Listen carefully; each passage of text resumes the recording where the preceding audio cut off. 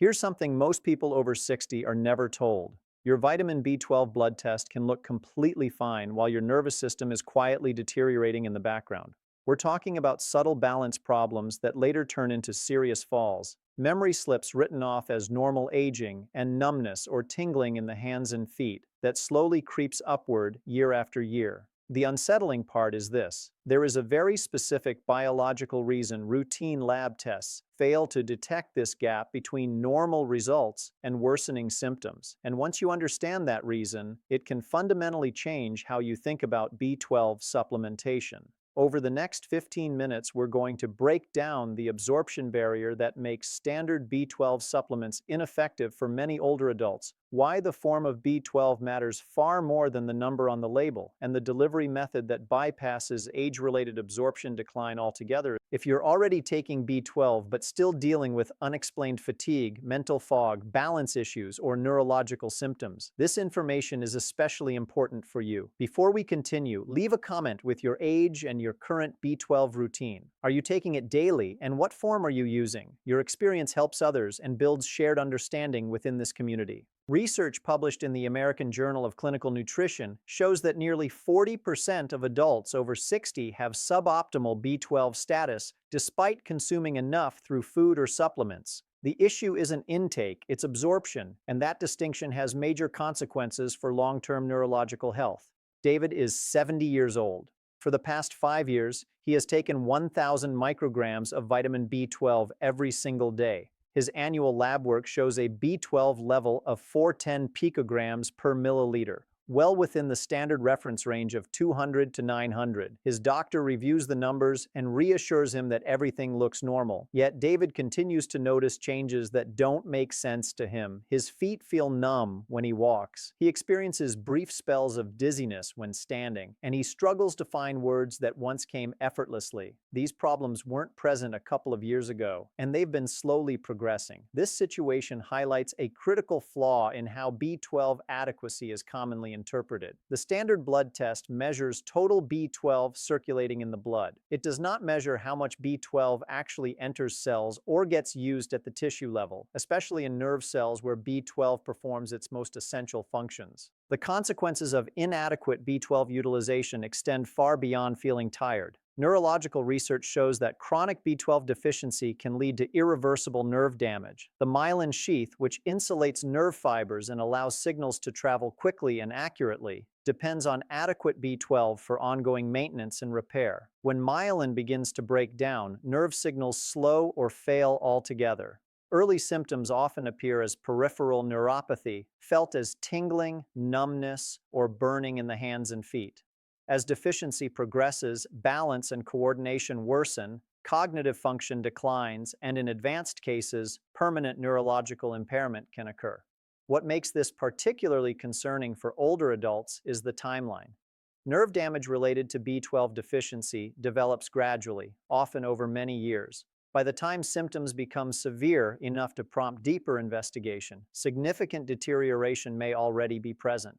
Studies indicate that neurological damage lasting longer than 6 months becomes increasingly difficult to reverse, even with aggressive B12 replacement. The standard approach of taking a daily B12 tablet and checking blood levels once a year misses the core issue entirely. Absorptive capacity declines with age due to several physiological changes that often go unrecognized. This means conventional supplementation can produce reassuring lab numbers while still failing to deliver enough B12 to the tissues that need it most. Here's where things get interesting. The solution is not simply taking more B12.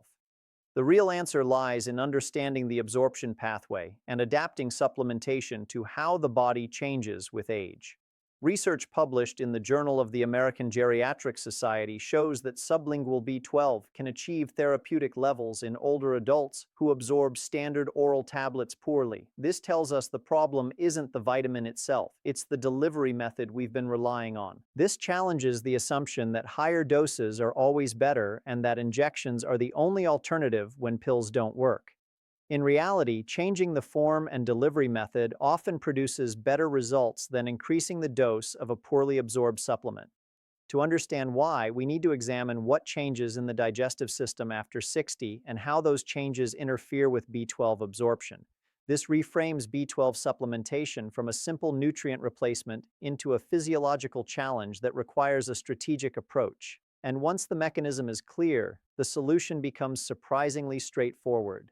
To understand why B12 absorption declines with age, we need to look at the multi-step process that begins when you swallow a B12 supplement and ends when it reaches your nerve cells. When B12 enters the stomach, whether from food or a typical tablet, it is bound to proteins. For absorption to occur, the stomach must produce two essential components. First, hydrochloric acid separates B12 from those protein carriers. Second, a glycoprotein called intrinsic factor, produced by parietal cells in the stomach lining, binds to the freed B12 molecule. This B12 intrinsic factor complex then travels to the small intestine, where it attaches to specific receptors in the ileum and is absorbed into the bloodstream. In younger adults, this process works efficiently. With aging, several disruptions occur. Research in the American Journal of Clinical Nutrition shows that 10 to 30% of adults over 50 develop atrophic gastritis, a chronic inflammation of the stomach lining.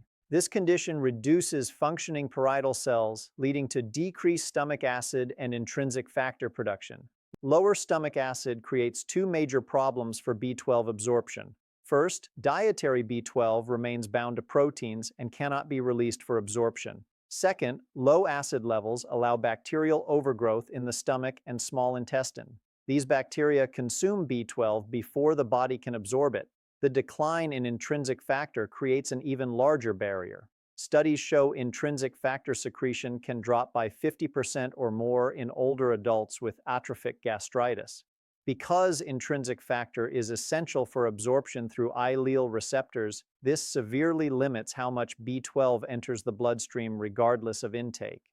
Many older adults also take medications that worsen the problem. Acid-suppressing drugs used for reflux reduce stomach acid further. Metformin, commonly prescribed for blood sugar control, interferes with B12 absorption through changes in gut motility and bacterial balance. Long-term use of these medications is consistently linked to higher rates of B12 deficiency. Helen is 73 years old. She takes acid-suppressing medication daily and metformin for elevated blood sugar. Every morning, she swallows a standard B12 tablet with breakfast. Despite this routine, she feels persistently fatigued and mentally sluggish. The explanation lies in the combined effects of aging stomach physiology, medication-induced acid suppression, and impaired intrinsic factor activity.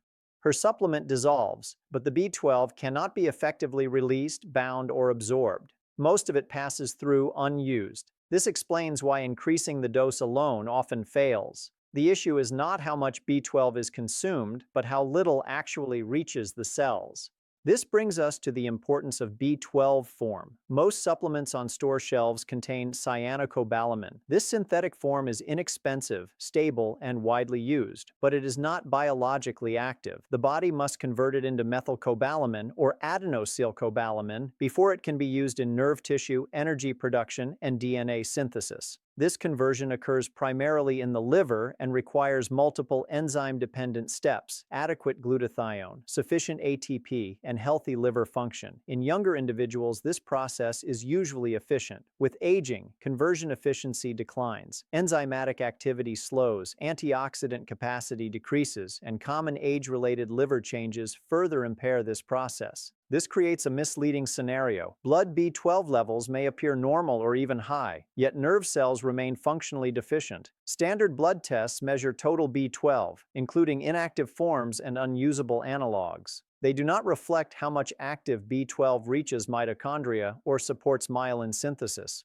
Research comparing active forms shows clearer neurological benefits. Studies in older adults with peripheral neuropathy demonstrate that methylcobalamin improves nerve conduction and symptom reduction more consistently than cyanocobalamin.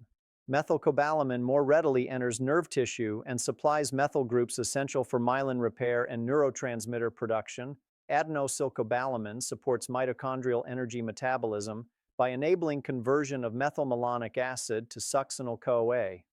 Elevated methylmalonic acid correlates more closely with neurological dysfunction than serum B12 alone. Samuel, age 71, has been taking 2,500 micrograms of cyanocobalamin daily for several years. His blood B12 level is 820, well above the reference range. Yet he struggles with balance and mental slowing. When methylmalonic acid is checked, it is elevated at 460, indicating functional B12 deficiency at the cellular level. After switching to active B12 forms and addressing absorption, his methylmalonic acid levels gradually normalize, and his neurological symptoms improve over time. The form you take determines whether B12 reaches your tissues or simply circulates unused. This leads to the most practical solution for many older adults: sublingual delivery of active B12. Sublingual administration bypasses stomach acid and intrinsic factor entirely. When a tablet or liquid is placed under the tongue, B12 passes directly into the bloodstream through the dense network of blood vessels in the oral mucosa.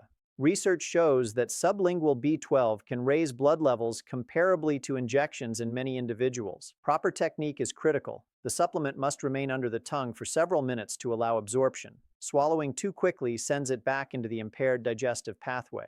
Liquid forms can be easier for some people and may improve surface contact. Consistency matters more than timing, though many prefer morning dosing. Typical sublingual doses for older adults range from 1,000 to 2,000 micrograms daily. This exceeds the recommended dietary allowance but compensates for incomplete absorption and ensures adequate tissue delivery. Maria, age 66, experiences fatigue and intermittent confusion. Her B12 level is technically normal but low. She switches from swallowing a tablet to using sublingual methylcobalamin daily. Over several weeks, her methylmalonic acid levels improve and her symptoms gradually diminish. This confirms that B12 is reaching her cells, not just her bloodstream. Several supporting factors influence success. Hydration affects nutrient transport. Mild dehydration is common in older adults and reduces delivery to nerve tissue. B12 also works alongside folate and B6 in critical metabolic pathways. Deficiencies in these nutrients can limit B12 effectiveness. Consistency is essential as nerve repair occurs slowly over months. Alcohol use, certain medications, and nitrous oxide exposure can further impair B12 status. Monitoring progress means paying attention to functional improvements, not just lab values. Energy, balance, sensation, and mental clarity often improve before blood markers normalize. Finally, it's important to recognize when symptoms have additional causes. Diabetes, spinal degeneration, thyroid disorders, chronic inflammation, and medication side effects can all mimic B12 deficiency. Persistent or worsening symptoms require comprehensive evaluation. Bringing everything together, the strategy is clear. Reevaluate your B12 form and delivery. Use active forms. Apply proper sublingual technique. Take it consistently at an appropriate dose. Support it with hydration and complementary nutrients. Monitor functional changes over time. This approach aligns supplementation with the realities of aging physiology and gives your nervous system the support it actually needs.